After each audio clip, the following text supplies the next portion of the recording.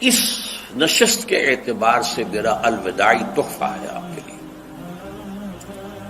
اور وہ یہ کہ میری جو دینی، ملی، تاریخی، سیاسی، عمرانی جو سوچ ہے، جو فکر ہے میرا، جو 50 برس سے زائد عرصے کے مطالعے اور غور و فکر پر مبنی ہے، جس مطالعے میں میری آنکھیں بنیادی طور پر قرآن اور حدیث ہیں،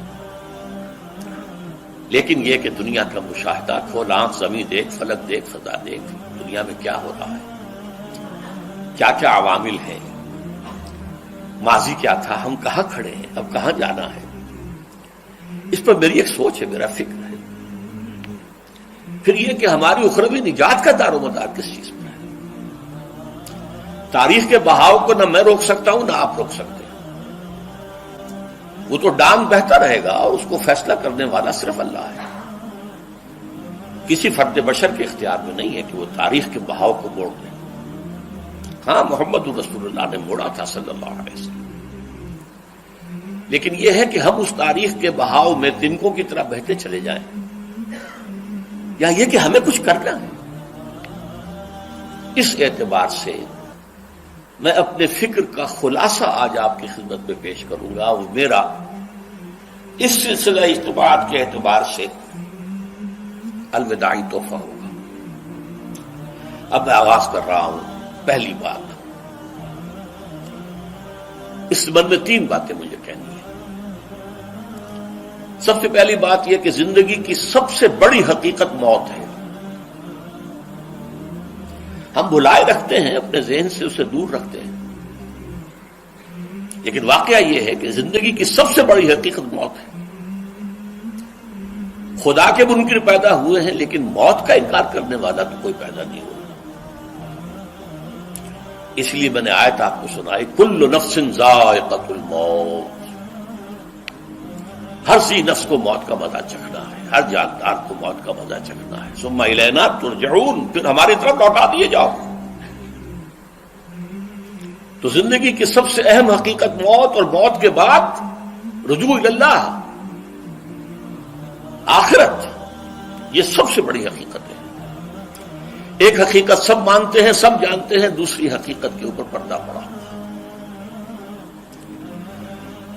میں نے اس اعتبار سے نوٹ کیا، یہ الفاظ قرآن میں 3 مرتبہ ہے، کل نفس ذائقۃ الموت، ہر جاندار کو موت کا مزہ چکھنا ہے۔ انبیاء اس سے مستثنا نہیں رہے، رسول اس سے مستثنا نہیں رہے، اولیاء اللہ مستثنا نہیں رہے۔ وقتی طور پر استثناء حضرت عیسیٰ کا ہے کہ ابھی وہ زندہ ہے، لیکن عیسیٰ یاتی علیہ الموت، حضور نے فرمایا عیسیٰ پر بھی موت آئے گی، جب دوبارہ آئیں گے، زمین پر اتریں گے، پھر اس کے بعد ان پر موت وارد ہوگی، ان کی نماز جنازہ پڑھی جائے گی، انہیں دفن کیا جائے گا حضور کے پہلو میں، شادی بھی کریں گے، اولاد بھی ہوگی۔ باقی تو یہ ہے کہ کل نفس ذائقۃ الموت، سب کو موت کا مزہ چکھنا ہے۔ عیسیٰ بھی بالآخر اس سے مستثنا نہیں رہیں گے، بلکہ قرآن میں ایک جگہ کہا گیا ہے أَفَإِن مِتَّ فَهُمُ الْخَالِدُونَ، کیا ہے نبی، اگر آپ کا انتقال ہو گیا تو یہ کیا ہمیشہ رہیں گے؟ کون ہے دنیا میں جو ہمیشہ رہے؟ انتقال تو ہونا، آپ کا بھی ہونا ہے۔ إِنَّكَ مَيِّتٌ وَإِنَّهُمْ لَمَيِّتُونَ، یہ تو مختصر ترین الفاظ تھے۔ اس سے آگے بڑھیے، سورہ انبیاء میں فرمایا کل نفس ذائقۃ الموت وَنَبْلُوكُمْ بِالشَّرِّ وَالْخَيْرِ فِتْنَةً وَإِلَيْنَا تُرْجَعُونَ، ہر جاندار کو موت کا مزہ چکھنا ہے، اور اس سے پہلے پہلے ہم تمہیں آزماتے رہیں گے، خیر کے ذریعے بھی، بھلائی دے کر، صحت دے کر، دولت دے کر، اولاد دے کر، شہرت دے کر، اور برائی کے ذریعے سے بھی، تنگ دستی دے کر، بے عزتی دے کر، اہانت دے کر، ذلت دے کر، وَإِلَيْنَا تُرْجَعُونَ، اور پھر ہماری طرف لوٹائے جاؤ گے۔ یہ وہ دوسری حقیقت جو میں نے کہا کہ جس پر پردہ پڑا ہوا ہے، بہت بڑا پردہ ہے۔ لوگ یہی سمجھتے ہیں کہ یہی دنیا کی زندگی ہے۔ قرآن کہتا ہے إِنَّ الدَّارَ الْآخِرَةَ لَهِيَ الْحَيَوَانُ لَوْ كَانُوا يَعْلَمُونَ، یہ تو آخرت والی زندگی ہے جو اصل زندگی ہے، کاش کہ انہیں معلوم ہوتا۔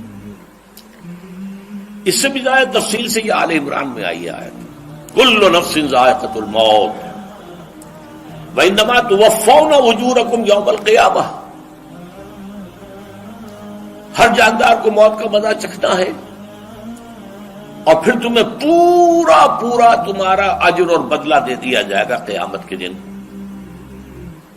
فمن زحزح عن النار وادخل الجنۃ فقد فاز، جو کوئی آگ سے بچا لیا گیا اور جنت میں داخل کر دیا گیا وہ تو کامیاب ہو گیا۔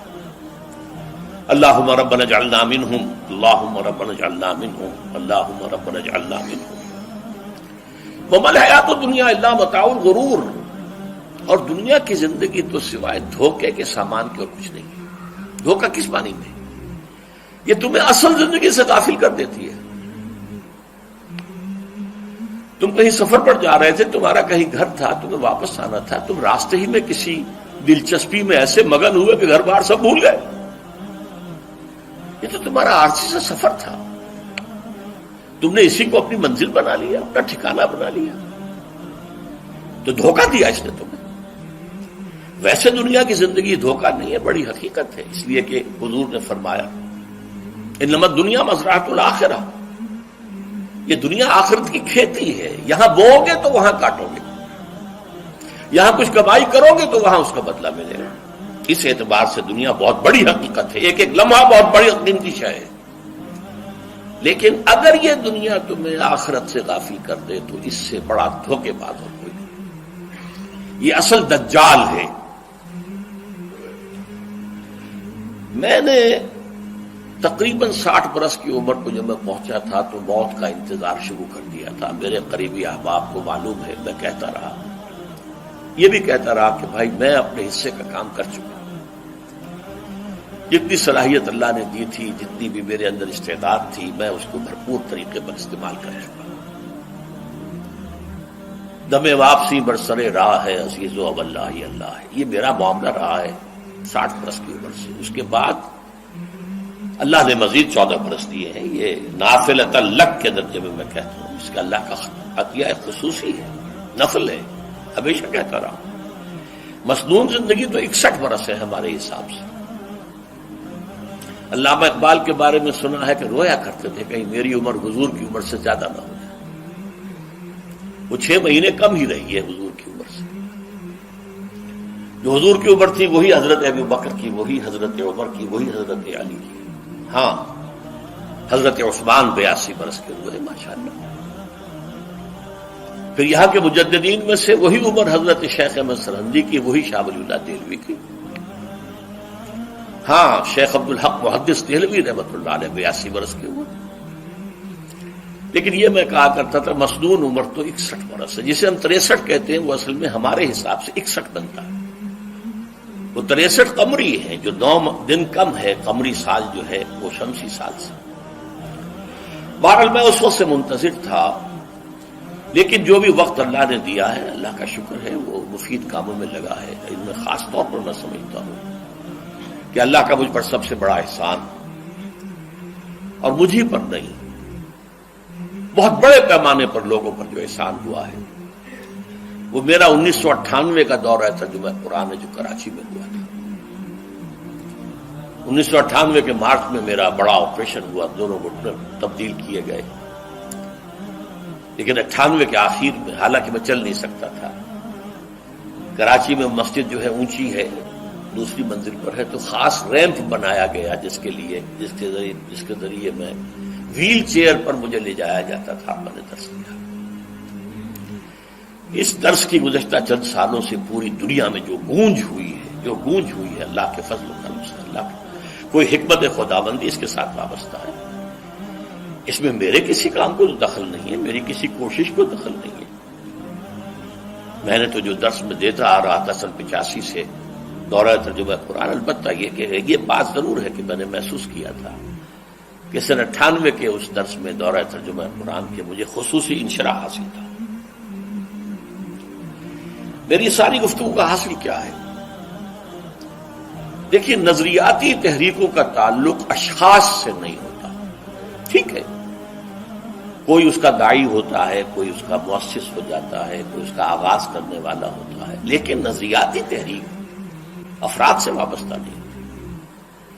افراد آتے چلے جاتے ہیں اپنا اپنا حصے کا کام کر کے، جس کو جتنا مقدر ہے، جس کی اللہ تعالیٰ کی طرف سے توفیق ہے، وہ اپنا کام کرے گا، چلا جائے گا۔ یہ چمن یوں ہی رہے گا اور ہزاروں جانور اپنی اپنی بولیاں سے بول کر اڑ جائیں گے۔ مبارک ہیں وہ لوگ جنہیں قرآن کی بولی بولنا نصیب ہو جائے۔ وَإِنْ يَحْسَبُ أَنِّي مِنْهُمْ، مجھے گمان ہے، اللہ کا فضل ہے کہ میں ان میں سے ہوں، میں نے قرآن کی بولی بولی ہے۔ اور قرآن مجید کو جیسا کہ وہ ہے، ایز اٹ از، اپنے کو مذمومہ خیالات، اپنے کوئی ذہن سے زائدہ نظریات کو میں نے اس میں دخل نہیں دیا، جسے انگریزی میں آپ آبجیکٹیولی کہتے ہیں۔ خالص معروضی طور پر قرآن کو پڑھا، قرآن کو قرآن سے سمجھائے، یا پھر سیرت رسول سے سمجھائے۔ میں لفظ سنت کی بجائے سیرت استعمال کر رہا ہوں۔ قرآن مجسم حضور تھے صلی اللہ علیہ وسلم، اور حضور کی سیرت اور حیات جو ہے وہ قرآن مجید کی اصل تفسیر ہے۔ یہ حقیقت بھی بہت کم لوگوں کے علم ہے۔ وہ احادیث کا نام تو لیتے ہیں، احادیث بھی ہے، سیرت بھی تو احادیث ہی سے ہمیں ملتی ہے، لیکن میں خاص طور پر سنت کی حدیث کی بجائے سیرت کا استعمال کرتا ہوں۔ قرآن کی دو سورسز ہیں، قرآن خود اور سیرت رسول صلی اللہ علیہ وسلم۔